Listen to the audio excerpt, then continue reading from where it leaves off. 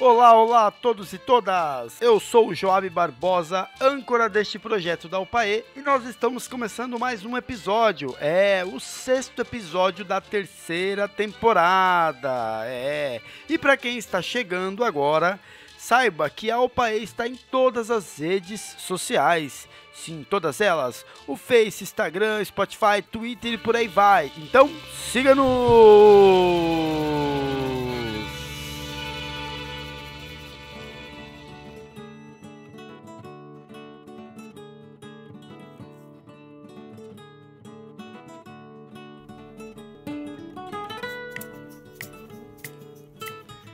Bom, e vamos lá para mais um episódio, e eu quero lembrá-los que nessa temporada nós estamos trazendo autores que tenham publicado livros com temas contemporâneos que possam contribuir para o pensamento sobre a educação e a prática pedagógica em si. E vocês sabem que o mês de novembro tem se tornado uma referência para as atividades que inspiram a luta e a resistência do povo negro do nosso país. E tem no dia 20 uma homenagem a Zumbi dos Palmares, que é um símbolo de resistência à escravidão e ao racismo no Brasil. E o tema em questão relaciona-se diretamente com a decolonização, que por sua vez envolve um processo contínuo de todos os brasileiros em extinguir estruturas arraigadas desde o Brasil colônia. Sendo essa uma luta coletiva de todos nós brasileiros, e para refletirmos coletivamente, chamamos Alessandra Simões para falar do seu livro A Virada Decolonial na Arte Brasileira, publicado pela editora Mireveja em 2022. Alessandra Simões atua como crítica de arte há mais de 2 décadas, e além de livros, ela escreve para a revista Arte Nexus e é vencedora do Prêmio Jovem Crítico da Associação Internacional de Críticos de Arte em 2012 e do Prêmio Gonzaga Duque da Associação Brasileira de Críticos de Arte em 2023. Sua carreira começou na imprensa e atualmente ela é professora de artes da Universidade Federal do Sul da Bahia, a UFSB, onde também ela colabora com o Programa de Pós-Graduação em Ensino e Relações Étnicas Raciais da UFSB. É membro da Associação Brasileira de Críticos de Arte, ABCA, da Associação Internacional de Críticos de Arte, AICA, e da Rede Europeia de Brasilianistas em Análise Cultural, REBRAC-UK. Possui mestrado pelo Programa de Pós-Graduação Interunidades em Estética e História de Arte e doutorado pelo Programa de Pós-Graduação em Integração da América Latina, ambos pela Universidade de São Paulo, USP. Conclui sua pesquisa de pós-doutorado na Universidade de Leeds, Inglaterra, em 2023. Professora Alessandra, seja bem-vinda ao nosso podcast e muito obrigado por participar deste bate-papo. E para começar este bate-papo, a senhora afirma que há uma revolução em curso, a qual denominou a virada decolonial.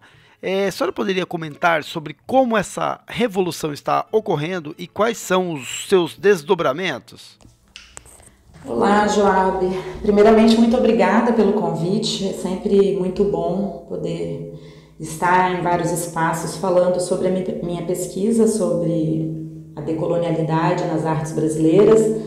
Bom, a sua pergunta é interessante, é uma pergunta ampla sobre o porquê da virada, o que é essa virada decolonial brasileira, e foi justamente com base nessa pergunta, o que é essa virada decolonial, o que é essa revolução decolonial na arte brasileira, que me levou a lançar esse livro. Esse livro ele sai com o intuito de reunir meus pensamentos, minhas indagações, minhas inquietações a respeito de uma mudança muito radical, quase uma virada, uma mudança de paradigma sobre o que vem acontecendo no campo das artes visuais, principalmente, que é o meu campo. Eu sou crítica de arte já há quase 30 anos. Então, das minhas observações e da constatação de ver que realmente muita coisa vem mudando no campo das artes. E o que é essa mudança? Essa mudança ela é marcada pelo reconhecimento, pela presença de novos grupos, de novas pessoas num campo que era majoritariamente dominado por um perfil de pessoas brancas, sejam artistas, curadores, pesquisadores, entre outros agentes presentes no sistema da arte brasileira. E essas novas pessoas são pessoas negras, indígenas, LGBTQIA+, que estão requerendo um reconhecimento mais digno e da sua presença, tanto na história da arte brasileira quanto na contemporaneidade. Então, o sistema da arte já tem dado uma resposta bastante contundente, reconhecendo, qualificando e trazendo essas pessoas para os principais eventos, para as exposições, para os editais, para as premiações, né? É praticamente impossível a gente mencionar uma instituição como museus, institutos de arte que não tenha realizado alguma exposição, alguma ação pedagógica, alguma premiação que não tenha como foco este grupo de pessoas que a gente costuma dizer minorizados, invisibilizados pela história brasileira. Então, essa tem sido uma resposta que mostra que realmente essa pressão que surge principalmente dos movimentos sociais e que já vem acontecendo há poucas décadas no Brasil, mas que no campo das artes se mostra bastante expressiva nos últimos anos, especialmente a partir da pandemia, né, a gente vai ver que realmente há um reflexo e uma concretude no sentido de que a gente possa ver realmente um número cada vez maior de artistas negros, negras, indígenas, LGBTQI, presente nas exposições, nas premiações, nos editais, nas curadorias, muitos curadores, curadoras novas, né? E também na gestão das instituições, novas instituições surgindo, né? Com esse recorte. Presença também nas galerias do circuito primário, então algumas galerias passaram a representar esses artistas com exclusividade. Então, o que era um sintoma do que vinha acontecendo, agora se tornou realmente um fato concreto. Instigada, né, por ver essas mudanças de uma forma tão forte, tão presente na arte brasileira, eu parti para escrever esse livro, que na verdade é uma reunião de artigos que foram publicados principalmente durante a pandemia, né? Eu sou professora na Universidade Federal do Sul da Bahia e durante a pandemia, como a gente ficou muito trabalhando de casa, foi possível ter tempo para fazer mais pesquisa teórica. Eu consegui publicar bastante, então acabou sendo uma reunião desses artigos que eu publiquei com um tratamento um pouco mais didático. Eu tive que rever várias coisas junto com o editor, né, chefe da editora Miriveja. Então a gente conseguiu dar um tratamento mais didático, porque minha intenção também era atender o meu próprio público, que são os estudantes aqui do sul da Bahia, inclusive estudantes da pós-graduação, que a gente tem um mestrado profissional em ensino e relações étnico-raciais. Quando eu me vi traduzindo textos que são fundamentais para a gente entender, inclusive esse termo decolonial, eu acabei partindo para a ideia de publicar o livro para ter eu mesma também uma referência em mãos, fácil, que eu pudesse utilizar com os meus estudantes.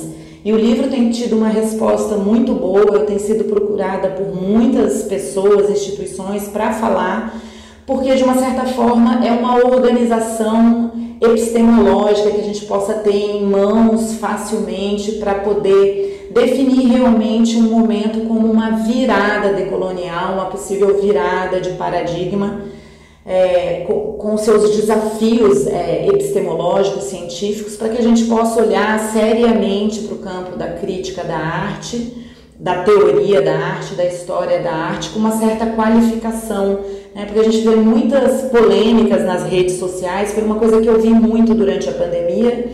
Então, eu acho que é uma tentativa também de superar essa polêmica superficial que está presente muito nas redes sociais e trazer um debate mais qualificado, com mais referências, mais solidificado sobre o que é esse fenômeno que aponta realmente para uma mudança radical no campo das artes visuais brasileiras, que não é um fenômeno, a gente sabe, não só brasileiro, mas mundial, mas que no Brasil tem sido bastante forte. Bom, continuando, né, na sua pergunta, você termina ela me perguntando sobre os desdobramentos dessa revolução decolonial nas artes, né? Bom, eu não sou socióloga, não sou historiadora, eu sou formada em comunicação, eu fui crítica de arte na imprensa, então eu não tenho as ferramentas metodológicas para fazer uma espécie de premonição, né, sobre um determinado fenômeno social como esse. Mas eu me arrisco como crítica de arte a tecer alguns pensamentos, né? Eu acho que existem muitas contradições nesse movimento, né? E eu tenho me dedicado um pouco a pesquisar isso e a refletir sobre isso, né? Por exemplo, hoje mesmo eu estava lendo uma reportagem no Portal Terra com grafiteiros, elas são artistas de arte urbana que estão se reunindo para pensar melhor como podem produzir a sua arte, porque existem o que elas chamam de atravessadores na arte urbana, pessoas que conseguem pegar os editais, os patrocínios e que ganham bastante dinheiro fazendo essa intermediação entre o artista e o patrocinador, né? Então, eu dou esse exemplo para a gente pensar que uma das principais contradições no campo das artes é a sua relação intrínseca com interesses neoliberais, capitalistas, né? No campo das artes visuais isso é muito claro, né? A gente tem pessoas muito ricas envolvidas nesse campo, colecionadores, gestores de instituições, galeristas. Então, isso cria um circuito onde há muitas relações bastante escusas, né? A gente, para compreender como essas relações se dão, é preciso um certo aprofundamento, mas olhando já de superfície, a gente sabe que isso incorre em alguns riscos, né? Quando a gente pensa no poder de transformação social e política da arte. Então, a ideia dessa valorização e do reconhecimento das poéticas negras, indígenas, de pessoas de gênero, dissidentes, né, no campo das artes, de uma certa forma, ela está sob um risco de cooptação, né? Se a gente olhar os altos cargos, né, dos museus, das instituições, ainda estão na mão de um grupo seleto de pessoas muito ricas, né? Banqueiros, famílias banqueiras, e há um interesse em valorização de determinadas obras num circuito que se retroalimenta, né? Uma Bienal, como a Bienal de Veneza, aliás, né, que ficou a cargo pela primeira vez de um latino-americano, brasileiro, Adriano Pedrosa, e que foi uma Bienal com uma presença indígena muito grande, por exemplo, né, com uma presença decolonial. Uma obra que está presente ali, um artista, um nome, ele consequentemente vai ser muito valorizado no mercado financeiro da arte, né? Então é preciso pensar, né, nesse risco de uma docilização do movimento decolonial nas artes. As artes, ela é regida, como no sistema das empresas, né, no sistema privado em geral, por uma obsolescência programada também, né? Há sempre algum interesse numa fila que anda. E o tema da identidade, ele também pode ser sequestrado pela essa lógica neoliberal, se já não foi, né? Isso aí é bastante polêmico e também requer um espaço, é difícil para falar numa entrevista assim, né, num tempo rápido e de fala, né, porque há muita gente estudando essa temática e ela é muito complexa e deixa abertura para muita falta de entendimento, muito ruído na comunicação. Mas outra contradição que a gente pode pensar é se também esse movimento também não acaba deixando de lado questões de problemas estruturais dentro do campo da arte. Como se tem a discussão, né, classe versus raça, né, no campo da política, a gente pode pensar num paralelo dentro do campo das artes, né? Se essa discussão ela é falsa ou não, isso também é uma outra discussão. Mas a gente precisa pensar que o campo das artes ele tem problemas estruturais muito graves.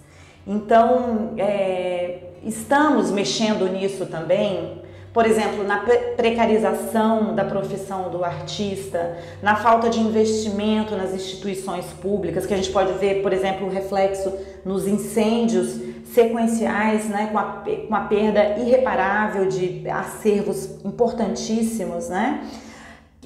Então, é isso, a gente tem que pensar que existem problemas estruturais que precisam ser tratados, né, dentro de um panorama, de um setor que é bastante desregulamentado, né? A gente se fala muito sobre lavagem de dinheiro, né, no campo das artes, enfim, né? Um sistema em que ainda existe um mecenato, que é algo tão antigo no campo da arte ocidental e que é, né, foco de crítica do movimento decolonial, né? São famílias riquíssimas que ainda bancam e patrocinam as artes, né?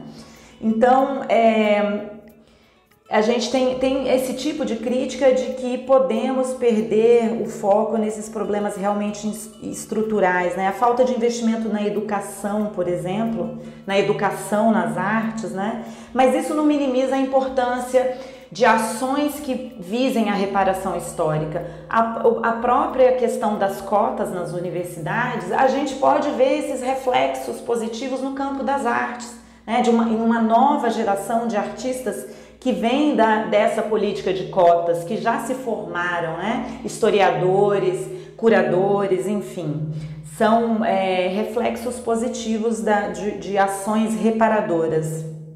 Então, mas enfim, é tudo muito contraditório. Só a gente pode pensar, por exemplo, historicamente, na influência da CIA, a CIA americana, né, a Central de Inteligência Americana, na cultura do mundo como um todo no pós-guerra. E será que esse interesse desapareceu, né? O patrocínio, como por exemplo o patrocínio que a CIA fez às linguagens abstratas, né, como uma possibilidade de uma arte apolítica, né, num contexto de Guerra Fria, né, e mesmo assim com uma estratégia dúbia de enviar intelectuais e artistas negros para a Europa, né, para poder mostrar que os Estados Unidos incorpora essa pauta identitária. Atualmente mesmo, eu vi recentemente uma propaganda da CIA de como ela incorpora no seu quadro funcional profissionais negros.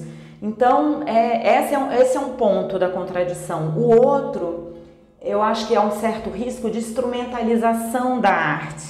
A arte, que é um campo da liberdade total, né? Como é que ela também passa a ser instrumentalizada? Então, no sentido de que em determinados momentos a gente vê que a gente está olhando para quem faz a arte e não para a arte em si, sendo que a arte, o objeto, a ação artística é o que nos interessa no campo das artes.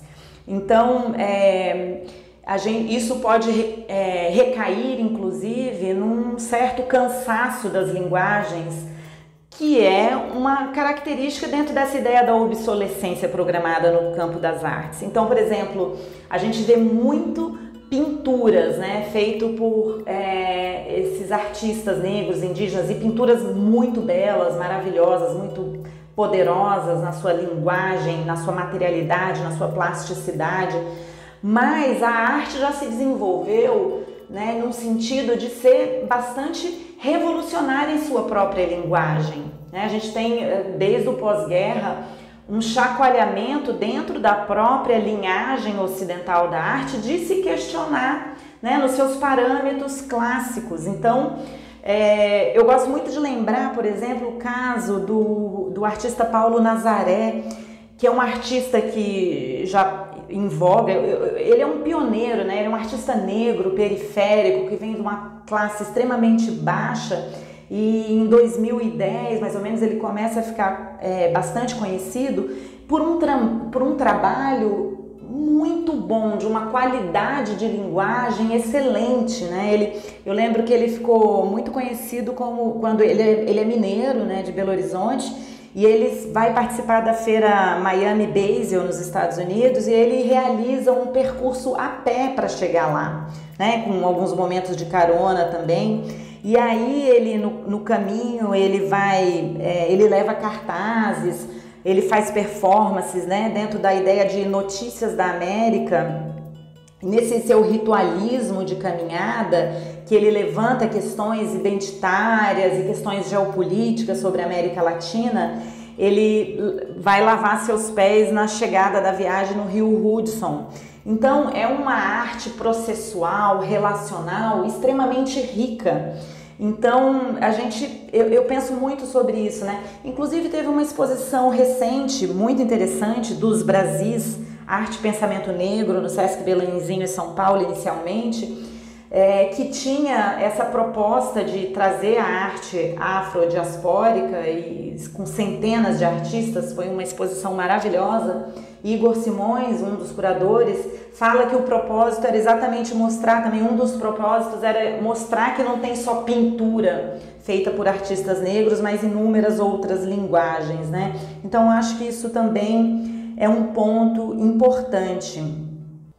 Mas há de fato uma revolução em curso e a gente tem que olhar para isso com um olhar crítico. É o meu papel como acadêmica, né? Produzir conhecimento. Então, olhar com um olhar inquisidor, né? Como a gente pode notar as nuances disso. Então, inclusive tem artistas que não gostam de se chamar de decoloniais, né? Seria mais um rótulo. Mas o meu interesse era: por que estão usando tanto essa palavra decolonial se ela nem existe em português? E por isso que eu fui atrás. Aliás, é bom lembrar, né, que esse termo decolonial, decolonialidade, vem de um grupo de intelectuais latino-americanos, que uma parte está em universidades do hemisfério norte, mas que se reúne em torno de um grupo há 20 anos, mais de 20 anos, que se chama Modernidade, Colonialidade, que depois ganhou essa parte, decolonialidade. O grupo MCD, que tem intelectuais como Walter Mignolo, Aníbal Quijano, Catherine Walsh, muito das ciências sociais, né, que produzem um riquíssimo arcabouço teórico, né, nas áreas mais das ciências sociais do que nas artes, apesar do Mignolo ter alguns textos bem interessantes que eu trato no meu livro sobre a decolonialidade nas artes. Então eu vou atrás de investigar esse termo e colocar ele claramente no livro para que a gente possa discutir isso com qualidade. Tem um caso interessante, quando estava sendo feita a capa do livro, que aliás é uma capa belíssima, do artista Denilson Baniwa, né, um artista indígena que é um artista fundamental para esse movimento atualmente, e o editor do livro procurou uma outra artista indígena que falou que ela não era decolonial, que decoloniais são os brancos acadêmicos, que ela é contracolonial. E eu acho essas passagens muito interessantes, porque eu acho que as polêmicas elas trazem muito material para a gente analisar, né? Tem muito conhecimento sobre isso. E é interessante porque o termo contracolonial também é um termo muito interessante que se tornou conhecido por meio do Nego Bispo, que é um mestre dos conhecimentos, aliás, faleceu recentemente e muito precocemente, infelizmente, que ele tem uma mente maravilhosa, escreve muito bem, e ele lança mão desse termo contracolonial. E essa indígena, né, se intitula contracolonial. Então também tem uma guerra discursiva que é interessante para a gente olhar e que às vezes também ela se torna autocíclica e não leva muito a lugar nenhum, inclusive há esses problemas estruturais que eu já cheguei a citar aqui no campo das artes.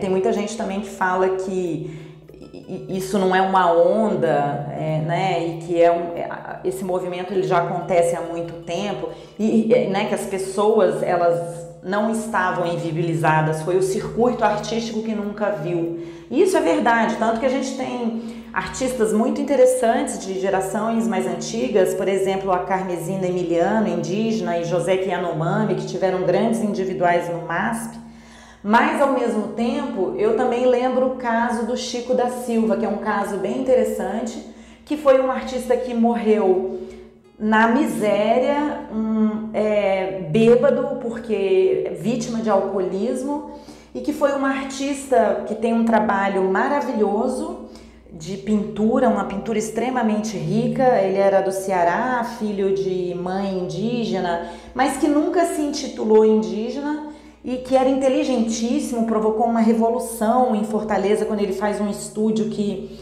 ele convoca as pessoas para produzirem com ele. Ele acabou sendo abandonado pelo Mecenas não, era um curador suíço que o patrocinou muito, que ajudou ele a ficar conhecido, né, nos anos 60, mas ele acabou sucumbindo à miséria e que agora, esses 2 últimos anos, virou uma estrela. Ele não é mais vivo, mas ele virou uma estrela, o seu nome virou uma estrela pop no circuito das artes internacional, com exposições em Nova York, Tate em Londres, no Pompidou, Pinacoteca, enfim, e com argumentos por parte de curadores, galeristas, marchands, com argumentos desenhando esse Chico da Silva afro-indígena, porque o termo também interessa, né, para essa manutenção de um mercado que também encontra nesse movimento decolonial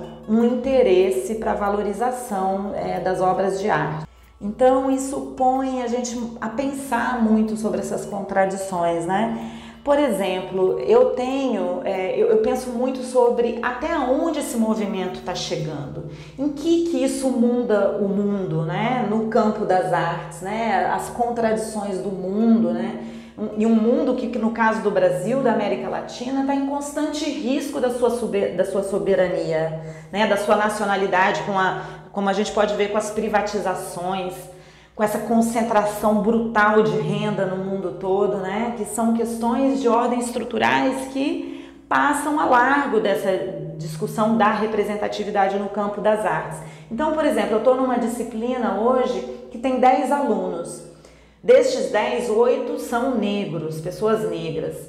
E a gente vai ter aqui em Ilhéus, onde eu moro, a feira literária, e vai ter uma palestra do Ailton Krenak, que eu convidei os estudantes. E eu perguntei quem conhecia o Ailton Krenak. E só 2 pessoas levantaram as mãos, né? Entre elas um dos alunos brancos, tem só 2 alunos brancos. Então, esses estudantes não conhecem o Ailton Krenak, e o Ailton Krenak é uma pessoa muito simbólica desse movimento no Brasil, né? Um excelente orador, um intelectual interessantíssimo, que fala muito bem, enfim. Esses meus estudantes, pessoas negras, periféricas, pobres, aqui do sul da Bahia, nunca ouviram falar do Ailton Krenak. Estão estudando artes na universidade. Então, eu me pergunto muito até onde vai esse poder de transformação da arte. Aí eu lembro o filósofo alemão Herbert Marcuse, que ele dizia que a arte não muda o mundo, né? Ela muda as pessoas que mudam o mundo. O Paulo Freire lançou essa ideia também no campo da educação, né? Que a educação não muda o mundo, muda as pessoas que mudam o mundo. Então, de uma certa forma, a gente alimenta uma esperança de que em alguma instância a gente pode ver a influência, né? Porque de uma certa forma esse movimento decolonial ele exerce uma pressão que pode sim em alguns surtir alguns efeitos, né? No campo da transformação social, né? Então, a gente sempre mantém uma certa esperança nisso.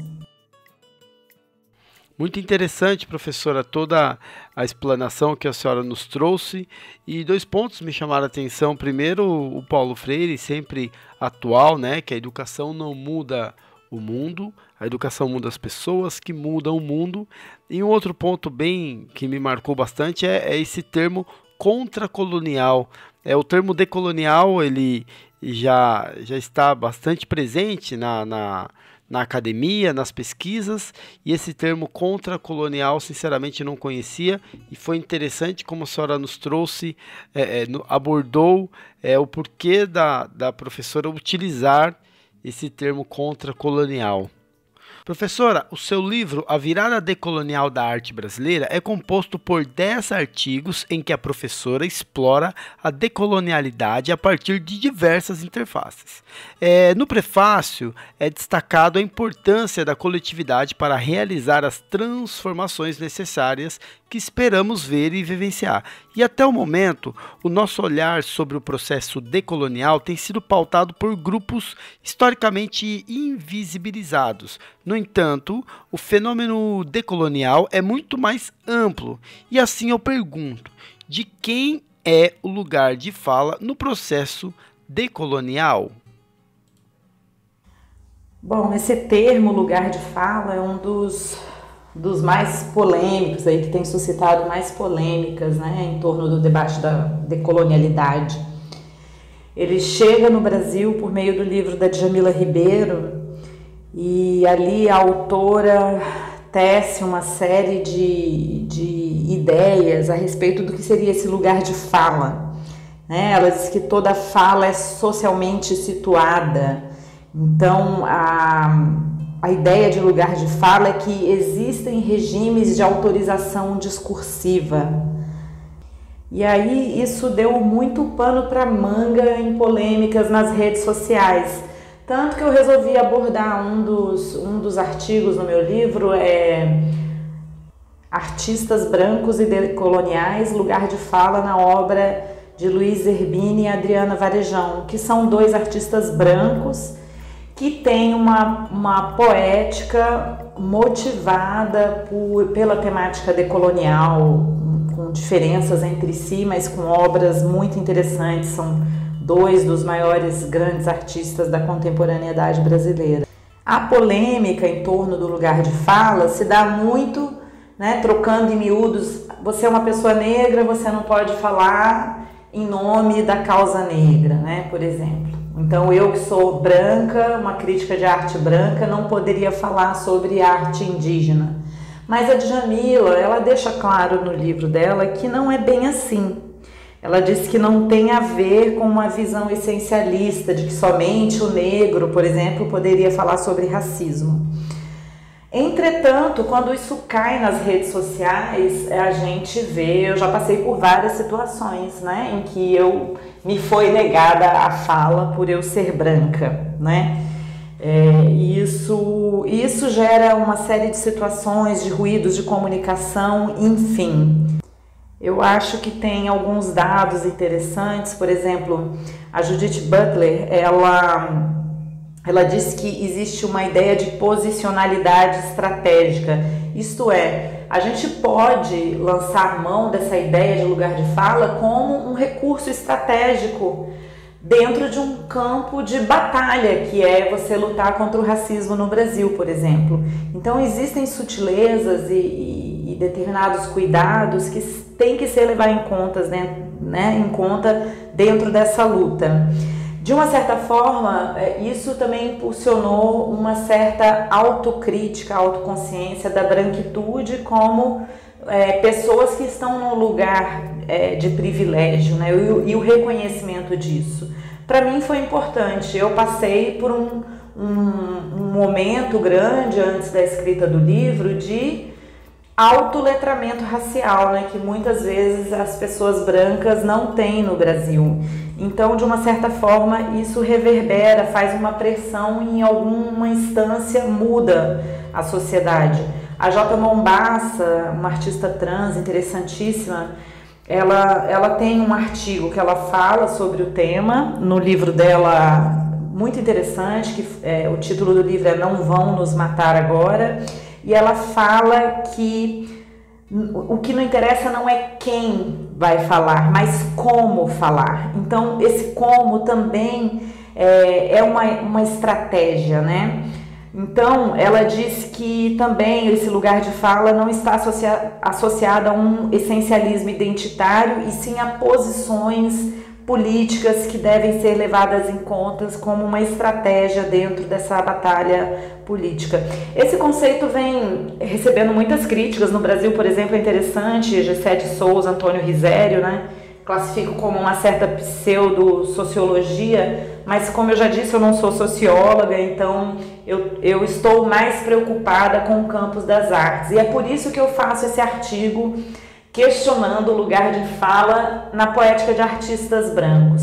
Então, na arte, eu parto dessa ideia de que nas artes nem sempre o eu lírico vai coincidir com o eu do autor. Afinal das contas, a arte é o lugar da imaginação. É quando o artista quer exercer a possibilidade de inventar novos mundos que não o seu. Uma vez no Instagram, alguém veio me questionar, porque eu era branca e tinha escrito livro, com base numa justificativa que tem sido muito usada também, direcionada à academia, e que eu acho que vem muito da antropologia, de que as pessoas negras, as comunidades indígenas, acabavam sempre sendo estereotipadas, né? Vistas sobre um olhar exotizante, de transformá-las em objetos de observação pela ciência, por exemplo.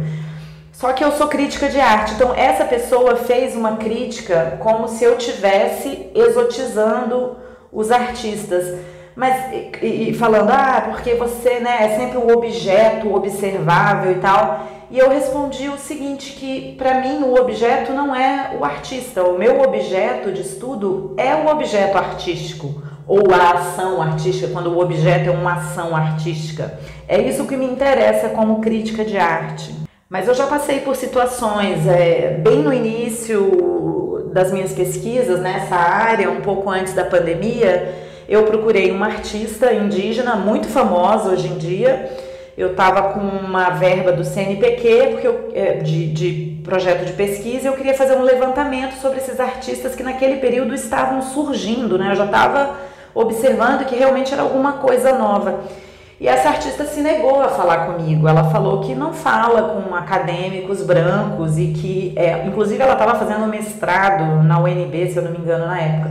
Mas que ela falou que a arte indígena tinha que ser analisada por indígenas.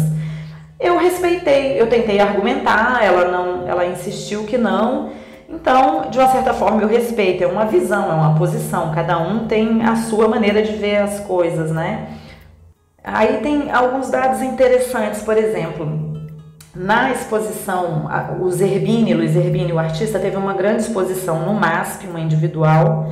Eu sou muito fã do trabalho dele, é um trabalho realmente muito bonito, né, muito impactante.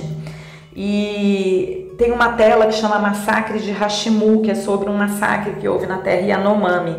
E no catálogo da exposição, a Naime Terena escreve sobre o trabalho do Zerbini. A Naime Terena é uma dessas novas curadoras, artista também. Aliás, apareceu recentemente com um trabalho bem interessante, novidade, assim que ela estava atuando mais como curadora. E ela escreve sobre o Zerbini. Quando ela vai analisar essa tela, Massacre de Hashimu, ela fala o seguinte, que o Zerbini não é Yanomami, não esteve em Hashimu e em nenhuma outra terra em Yanomami, mas o seu território é a arte. Então eu acho que assim, é uma afirmação bastante preciosa sobre essa temática, ainda mais vindo da análise de uma pessoa indígena falando sobre uma artista branca. E sem contar que, mesmo eu não sendo socióloga, observando, né, essa questão da identidade, por exemplo, entre os indígenas, a gente vê uma estratégia de reconstrução de identidades, né? Muitas vezes são pessoas jovens que não nasceram em aldeia, mas que têm ancestrais, avós, bisavós, né? Tem vários artistas assim, e que estão indo atrás das suas origens e se colocando como indígenas. Isso é interessante, a artista Glicéria Tupinambá, que é aqui da região do sul, né, de Olivença, aqui do sul da Bahia, ela ficou agora bem conhecida por conta da reconstituição do manto Tupinambá. Ela tem uma frase dela, uma colocação dela que ela fala que a cultura dela é como um pote de barro que se quebrou e que foi remendado, né, como um mosaico, e não interessa se esse pote ele tá todo remendado e as remendas aparecem, né, que ele apareça rachado, e ele vai ser o mesmo pote. Então eu acho que essa afirmação da Glicéria representa bem essa ideia de que as identidades são móveis, né, são fluidas, não no sentido de que tem todo um debate, né, sobre nacionalismo, identidade, não é nem indo nesse sentido, mas mais da subjetividade, né, dos artistas, das pessoas que estão envolvidas nesse movimento decolonial. Então, eu sempre fico alerta para os perigos disso em relação à arte. Tem uma frase do Godard, né, um cineasta muito interessante, francês, que é de um microfilme que ele fez, que inclusive já esteve na Bienal de São Paulo, em que ele fala que a cultura é a regra e a arte é a exceção. Então, é um perigo, né, que esse pensamento mais do campo sociológico se avance sobre a arte, né, porque a arte ela é o campo da liberdade. Então, existe um perigo nessa essencialização da identidade e nessa potencialização da importância disso para as artes. O Teixeira Coelho, o crítico brasileiro já falecido e que tem escritos muito interessantes sobre arte, ele vai falar que a arte tem uma interioridade própria. Então a arte ela é um campo autônomo, com uma potencialidade de liberdade enorme. E aí é perigoso que esses debates acabem formando o que um crítico que eu adoro também, o cubano Gerardo Mosqueira, falou uma vez, que é quando a pluralidade pode se tornar uma prisão sem muros. Eu acho muito interessante essa metáfora que o Mosqueira faz. Então, o Ferreira Goulart, poeta Ferreira Goulart, que foi crítico de arte, uma vez ele falou: eu crio porque a vida não me basta. Então, a criação, a potencialidade da imaginação, ela não pode ser tolhida por regras, como é na cultura, talvez, né? Porque a arte é exceção, como Godard falou. Ou como José Saramago já falou também, que nós somos o outro do outro.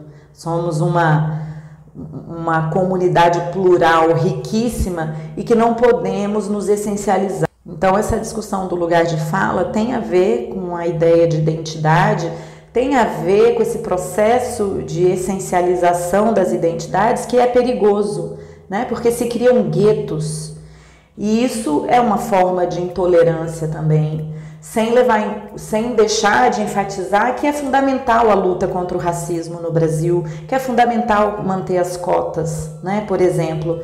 Agora, essa guetificação também interessa a quem? A gente já viu, eu já citei aqui sobre esses interesses neoliberais, por exemplo, via Estados Unidos sobre o mundo, né?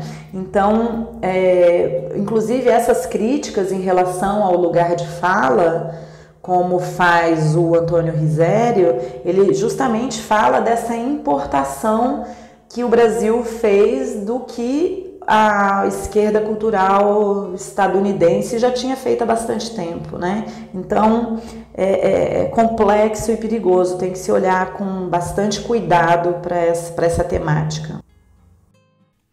Muito interessante, professora, essa discussão sobre o termo, né? E, de fato, ele é um termo polêmico, né? Porque ele traz diferentes leituras sobre uma mesma situação.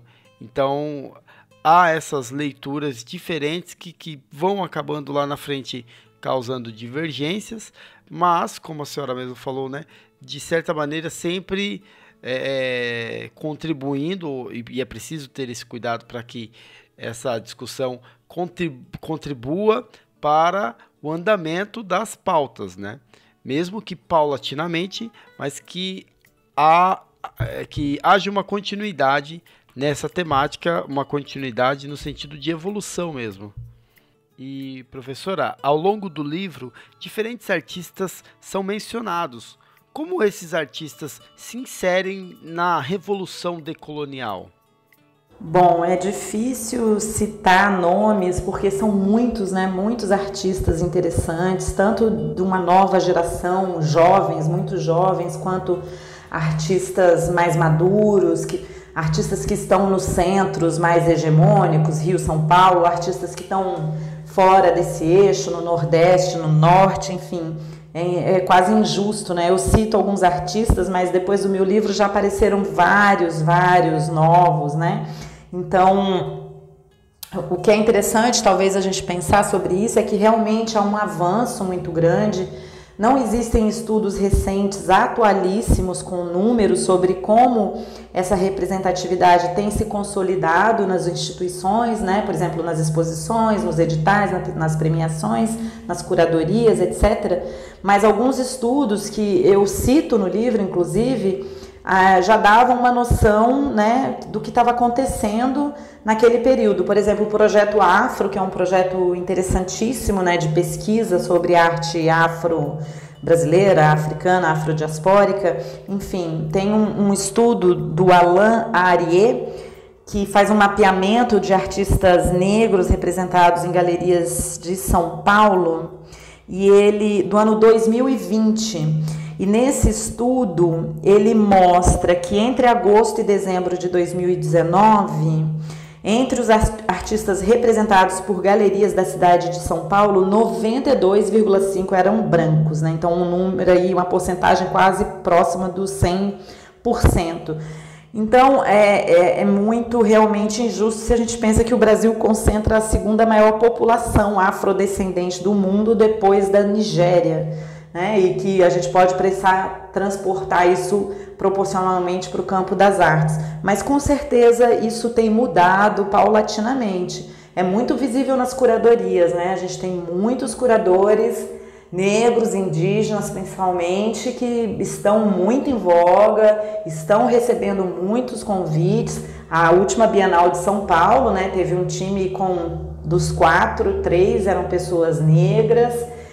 A Bienal de Veneza, Adriano Pedrosa, para o Pavilhão do Brasil, foi um time curatorial somente de indígenas. Então, eu acho que essa reparação tem sido feita de uma forma bem clara no campo das artes. Agora, artistas fica difícil citar mesmo. Eu posso dar como talvez um exemplo emblemático artistas que eu acho interessante. Por exemplo, o Alexandre Maxwell, que é um artista carioca, negro, da periferia, que eu acho fantástico, exatamente em função do que eu venho falando sobre a importância de se manter um foco na linguagem, na potencialidade da linguagem artística e não tanto nesses bastidores de lugar de fala, de quem fala o quê. O Maxwell, ele fica conhecido com uma obra de pintura muito interessante, que era o Pardo é papel, que ele vai pintar sobre o papel pardo, e aí fazendo uma referência à cor de pele, e também a questões que ele traz no seu próprio trabalho, bem declaradas, que é, por exemplo, uma provocação ao mercado de arte, já que o papel ele é tão efêmero, né, e não é algo como uma tela, uma pintura a óleo, mas isso é uma questão das artes também há bastante tempo. Mas é interessante como isso é programado na poética dele, e um artista que vem sendo bem incensado no mercado de arte e que, para além disso, ele consegue fazer uma estratégia de atravessar os mundos desse sistema hegemônico da arte, o mundo periférico, de uma forma muito interessante, com a abertura de galerias sazonais, projetos educativos que envolvem a comunidade de verdade, ou levando para os espaços institucionais atividades muito interessantes, como, por exemplo, a piscina, a pintura de cabelo loiro, né, com a galera negra dentro do museu, com as piscinas de plástico, que também é uma simbologia muito forte no trabalho dele. Então, uma coisa que salta da tela para o mundo real e que chacoalha com essas bases, né, de um sistema muito elitista, né, que é o sistema desse mundo das artes visuais, das curadorias, dos eventos de abertura das exposições, das vernissagens. Então, muito interessante. Outro artista interessante e que me põe para pensar um pouco é a Glicéria Tupinambá, que não é artista, é antropóloga, mas vai se lançar ao fazer, isso mexe com essa ideia dos povos originários, de que o conceito de arte ocidental para eles não é um conceito válido, né, de que existe. Mas a Glicéria, quando ela se lança a reconstrução do manto Tupinambá, ela acaba mobilizando uma série de agentes e estruturas dentro do campo das artes que provoca mudanças. Então, por exemplo, a vinda do manto Tupinambá, que estava no Museu da Dinamarca e veio para o Museu Nacional do Rio de Janeiro, em função de um trabalho em cima de divulgação, em cima do trabalho da Glicéria. Então, essa fronteira, eu acho muito interessante essa fronteira entre a antropologia e a arte, e que tem essa reverberação bastante concreta, né, dentro da museologia e com uma visão política. Só que isso também acabou tendo como consequência uma polêmica com a própria comunidade Tupinambá, aqui na região que eu tô, né? Então, o manto chegou ao Brasil sem uma consulta correta da comunidade para que fosse feito um ritual do manto na Dinamarca antes dele vir para o Brasil. Então eu acho que é uma situação que que traz mais elementos interessantes para a gente entender essas relações contraditórias, né? Então, um artista que é de uma comunidade, mas que cai nas graças de um circuito bastante elitizado, e que acaba entrando em polêmica com a sua própria comunidade também. Professora, no livro é mencionado o projeto Pluralidade Crítica, desenvolvido em parceria com a professora Alexandra de Matias da ECA da USP para a Associação Brasileira de Críticos de Arte. Em que consiste esse projeto? Bom, essa história com a Associação Brasileira de Críticos de Arte começou em 2020, quando eu fui responsável pela organização da jornada da BCA, que é uma espécie de congresso anual que a BCA faz, né? Eles me chamaram para a gente poder aplicar para um edital de eventos científicos da CAPES, e em parceria com a minha universidade. Só que nessa época, eles me procuraram em 2019, a associação da qual eu faço parte, né, a presidência me procurou para organizar o congresso. A gente estava em 2019, antes da pandemia começar, o congresso seria pessoalmente, mas acabou acontecendo online no ano seguinte. Mas quando eles me procuraram, eu falei o seguinte: bom, um congresso de artes na Bahia vai ter que ser diferente do que era costumeiro na jornada da BCA em São Paulo. Eu falei, se a gente for vir aqui para a Bahia ficar falando da semana de 22, o pessoal vai jogar ovo podre na gente. Então a gente tem que fazer uma jornada diferente, e porque eu já estava observando todas essas mudanças aí nas artes. Então eu organizei uma jornada que foi muito interessante, gerou um e-book com muitas referências teóricas interessantes, e que reuniu uma série de personalidades que hoje seria muito difícil de aceitar um convite como esse, porque são pessoas que estão bastante em voga na área de artes por conta dessa virada decolonial. Então participaram, por exemplo, a artista Renata Felinto, Castiel Vitorino, curador Igor Simões, Alexandre Araújo Bispo, Esla Gru, Iban Salles, artista do coletivo Runicuim. Então, uma série de pessoas, inclusive muitas pessoas, né, negras, indígenas e dissidentes de gênero e tal, que contribuíram para esse congresso que aconteceu online e que foi um marco, assim, o número de visualizações é enorme, o e-book serviu como uma fonte bibliográfica que vem sendo bastante acessada e referenciada. E aí, depois do congresso, eu parei para pensar e cheguei à conclusão de que era necessário fazer mais alguma coisa, era necessário fazer alguma ação mais perene, porque dentro da BCA mesmo, por exemplo, a gente tinha uma pessoa negra até então, que é a Alexandra Matias. Então eu procurei a Alexandra para a gente fazer um projeto que pudesse trazer um caráter mais plural para a BCA, né? Foi algo assim bastante exploratório e inovador. A gente reuniu uma série de pessoas, sofreu uma certa resistência de ser aplicado, mas a gente conseguiu fazer um grupo e fizemos convites para que pessoas destes lugares de fala pudessem entrar, né? Tanto pessoas dos lugares de fala, quanto pessoas brancas também, mas que estavam produzindo uma massa crítica em torno dessa temática. A gente conseguiu, entraram pessoas, esse projeto deu uma melhorada nesse quadro da BCA e trouxe uma vida melhor, assim, mais atuante para a associação. Além disso, depois de muita discussão e dificuldade de entender como é que a gente poderia atuar, a gente conseguiu criar 3 novos prêmios para a categoria, para a premiação anual da BCA, que a BCA tem um prêmio anual, né, de fomento às artes visuais, e a gente conseguiu criar 3 novos prêmios, que foi o prêmio Emanuel Araújo, o prêmio Ieda Maria Martins e prêmio Ieda Maria Martins não, confundi os nomes, e também o prêmio Gilda de Mello e Souza.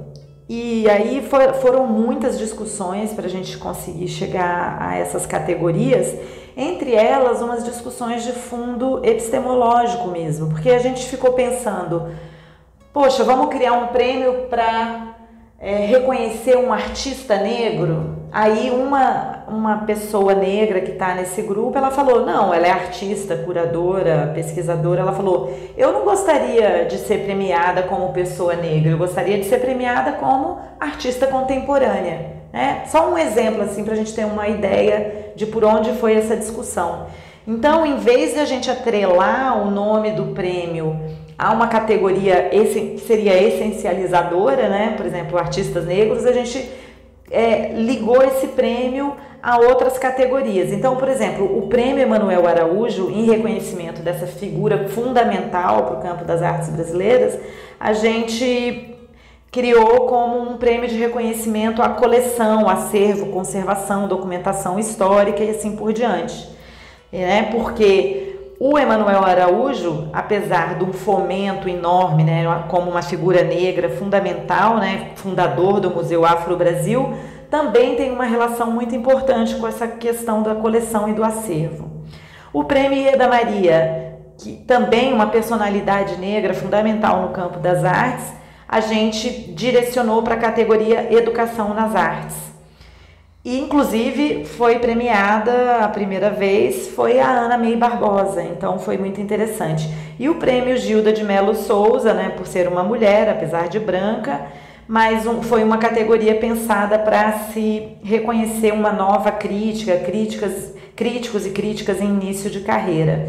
Então, esse projeto que a gente criou, que a gente deu o nome de Pluralidade Crítica, eu acho que é um projeto que rendeu bastante frutos e bem interessante, assim, que dá continuidade e de uma certa forma fornece uma resposta para uma crítica muito grande dentro do campo das artes, de que não há continuidade nessas ações afirmativas e de reparação histórica, né? Que muitas vezes, se a gente tivesse parado ali na jornada, a gente não estava realmente pensando numa reformulação mais estrutural para a BCA como um todo. E de uma certa forma, pelo que eu tenho visto, a BCA, que já sofreu críticas por ser uma associação muito endógena, né, que gira em torno de si mesma, acabou sofrendo uma maior abertura e vem entrando pessoas jovens, pessoas negras, enfim, isso é muito interessante.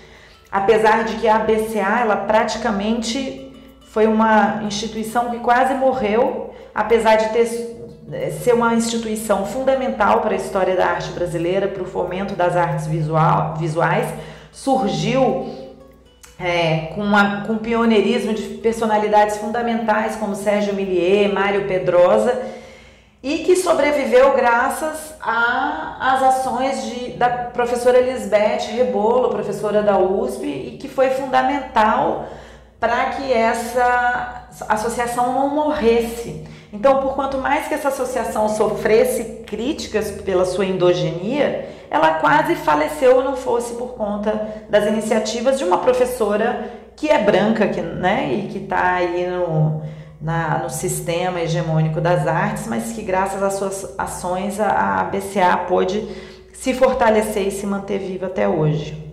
Muito bacana, professora. São projetos e conexões assim que trazem a desejada pluralidade, não só de corpos, mas de pensamentos e maneiras de ler o mundo. Professora, nós estamos caminhando para o final desse bate-papo e eu pergunto à senhora de que maneira as aulas de arte no ensino básico podem ser estruturadas para pensar e participar dessa revolução decolonial? As aulas de arte no ensino básico, na escola pública, elas são um campo de batalha histórico muito longo, né? A gente tem toda uma história sobre a educação em artes que requer um olhar cuidadoso, porque existem várias discussões políticas e várias fases pelas quais o ensino em artes passou, né? Uma história complexa e que é uma história de uma batalha política de resistência para que se mantenha pelo menos o ensino das artes no Brasil, né? Independentemente das suas características e das polêmicas, por exemplo, em torno de um ensino que foi mais polivalente, né, com um ensino mais genérico, ou então mais tecnicista, ou então mais expressivo por conta da influência do modernismo e assim por diante. Mas o fato é que existem leis recentes, né, as leis mais conhecidas, a 10.639 e a 11.645, que obrigam o ensino da cultura afro-brasileira e indígena nas escolas brasileiras. Essas leis, como a gente sabe, no Brasil existem muitas leis que não são aplicadas, mas há uma tentativa e depende de cada lugar que se olha, de como isso vem sendo feito. Mas elas também, de uma certa forma, têm moldado o ensino de artes. Aqui na Bahia, isso é muito visto, né, no campo da educação. Como a gente tem um mestrado na UFSB em ensino e relações étnico-raciais, eu tenho orientado mais trabalhos que são no campo das artes. Então, é um trabalho que vem sendo feito paulatinamente e que rende bastante frutos e discussões. E que, como eu estou no contexto da Bahia, é fundamental, porque é uma terra, né, marcada pelas comunidades afrodiaspóricas e indígenas muito fortes. Então, isso é muito importante no ensino público. Acontece que também acho que essa discussão a gente não pode deixar de levar em conta os problemas estruturais do ensino em artes, né, que são problemas do campo da educação como um todo. Então, a gente não tem professores formados em artes atuando no Brasil, e isso é mais gritante no Norte, no Nordeste. Aqui na Bahia eu fiz um levantamento que foi parte de um projeto de pesquisa com estudantes de iniciação científica, e em 2019 a gente conseguiu identificar um professor formado aqui na região, que abrange cidades de médio porte como Itabuna e Ilhéus. Então, isso é muito grave, né? É muito comum a gente ver professores formados em letras, em pedagogia, em filosofia e assim por diante. Não que esses professores não tenham competência, mas a especificidade das artes se perde muito com essa falta de formação. É um problema grande no Brasil inteiro. Os censos do INEP mostram, né, que acho que metade dos professores em geral não tem formação em sua área no ensino fundamental. Nas artes esse percentual sobe muito. E a gente ainda tem um agravante, que são esse surto de licenciaturas em formato EAD, que agora o governo está revendo, né, e está tentando conter isso, mas a gente vê uma grandíssima maioria de professores em artes formados em licenciaturas à distância, com sistemas bem precários. Então, né, dentro tem um apagão de professores no Brasil, com formação deficitária, que no campo das artes é bastante grave. Então, isso tem um impacto. A gente vê uma continuidade da arte tendo uma instrumentalização para ser utilizada apenas em momentos cívicos, comemorativos, que é um problema já muito antigo, e a gente vê um professor que acaba resumindo a ideia da arte a pintar muro com obra do Romero Brito, né? Sendo que a arte, ela tem essa sua interioridade, ela necessita de uma atualização constante, né? Porque a arte contemporânea é bastante complexa.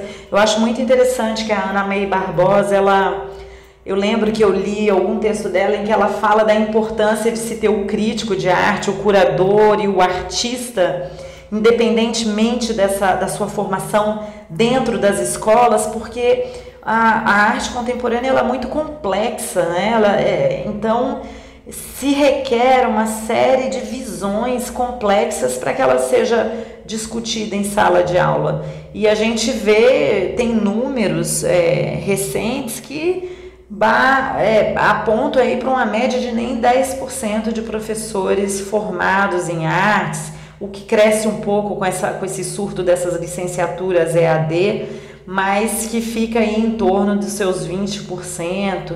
Então é um número bem baixo. E isso sem falar, né, do problema da educação, do problema estrutural como um todo, né? A gente olha para as escolas públicas, né, sem estrutura, sem professores, sem estrutura física. Aqui na Bahia é um terror, seja em nível estadual ou municipal. Melhora bastante nos institutos federais, mas na rede municipal é um caos. Não tem livro, não tem professor, não tem material didático, não tem sala de aula, não tem ar-condicionado, não tem água, não tem lanche, não tem comida. Então é realmente caótico, e eu coloco aí mais uma vez essa ideia de que é fundamental o movimento decolonial, ele está pressionando as estruturas, mas as estruturas em si ainda continuam precárias, né? Há um projeto de desmantelamento não só da educação, não só das artes, mas do país como um todo, né? Um país que vem sendo vendido, né? Que vem perdendo a sua soberania e que aos trancos e barrancos vem tentando manter suas estruturas firmes, né? Bacana, professora. O campo da arte já é um campo por si só de resistência, por conta até mesmo da sua permanência dentro da educação, né? E, sobretudo, nessa temática da decolonialidade, é um campo muito forte e de compartilhamento e difusão dessas ideias, por conta da sua acessibilidade e aceitação. E a arte se levanta como mais uma trincheira nesse enfrentamento em relação ao tema decolonialidade. Bom, e nós vamos encerrando por aqui. Mais uma vez quero agradecer a participação da professora Alessandra Simões. Obrigado pelos ensinamentos, pela didática, pela explicação e por nos trazer um tema tão importante e contemporâneo, ao mesmo tempo um tema que precisa ser debatido, precisa ser falado pela sua relevância e importância. Nós vamos ficando por aqui. Obrigado a todos que nos ouviram até agora. Um forte abraço a todos e até a próxima. Valeu!